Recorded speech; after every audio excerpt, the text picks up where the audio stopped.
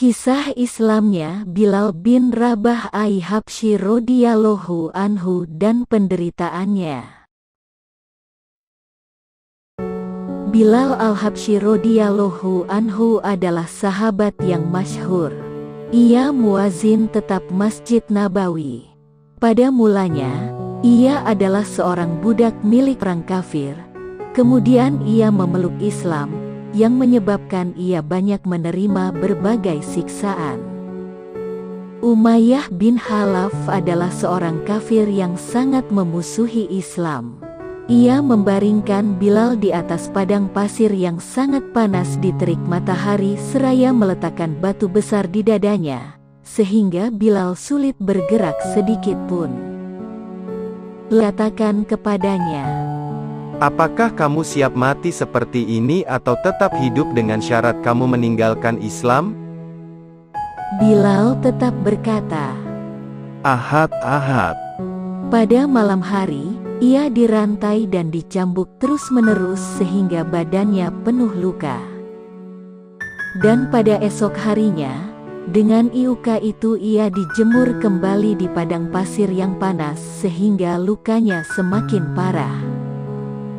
Tuannya berharap ia akan meninggalkan Islam atau mati perlahan dengan cara tersebut. Orang yang menyiksa Bilal radhiyallahu anhu silih berganti. Kadang kala Abu Jahal atau Umayyah bin Khalaf, bahkan orang lain pun ikut menyiksanya. Setiap orang berusaha menyiksanya dengan lebih berat. Ketika Abu Bakar radhiyallahu anhu melihat hal ini, ia menebusnya dan segera memerdekakannya. Setelah Nabi Shallallahu Alaihi Wasallam wafat, ia tetap tinggal di Madinah Thayyibah. Hanya saja ia tidak tahan melihat tempat Nabi Shallallahu Alaihi Wasallam yang telah kosong, sehingga ia berniat menghabiskan sisa hidupnya untuk berjihad dan beberapa lama ia tidak akan kembali ke Madinah.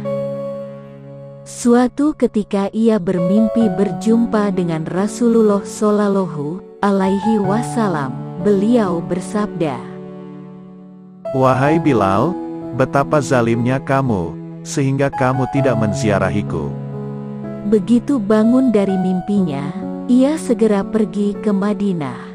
Setibanya di sana, Hasan dan Husain radhiyallahu anhuma memintanya mengumandangkan azan. Ia tidak dapat menolak permintaan orang-orang yang sangat dicintainya itu.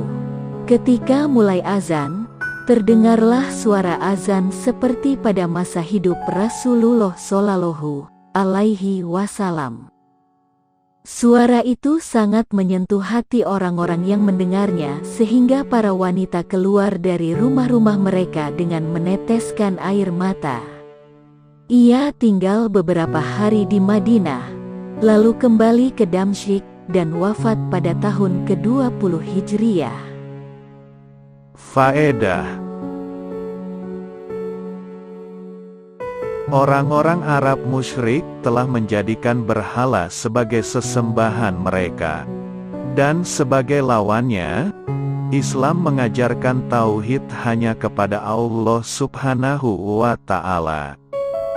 Inilah yang menyebabkan dari lisan Bilal radhiyallahu anhu selalu terucap, Ahad, Ahad, karena hubungan dan cintanya yang tinggi terhadap Allah Subhanahu wa Ta'ala. Sekarang, kita banyak melihat cinta yang palsu. Seseorang yang dicintai tentu akan merasa nikmat bila disebut namanya. Kadangkala, tanpa tujuan yang jelas namanya akan disebut-sebut. Lalu bagaimana dengan cinta kepada Allah Subhanahu wa Ta'ala? Yang pasti akan berguna di dunia dan di akhirat. Cinta itulah yang membuat Bilal radhiyallahu anhu rela disiksa, sehingga penderitaan demi penderitaan menimpanya. Meskipun para pemuda kafir Makkah menggiring dan menghinanya di jalan-jalan, ia terus berkata, Ahad, Ahad. Inilah kehidupan yang pernah ia alami sampai Nabi Shallallahu Alaihi Wasallam menjadikannya sebagai muazin yang selalu berkhidmat mengumandangkan azan, baik ketika tinggal maupun ketika dalam perjalanan.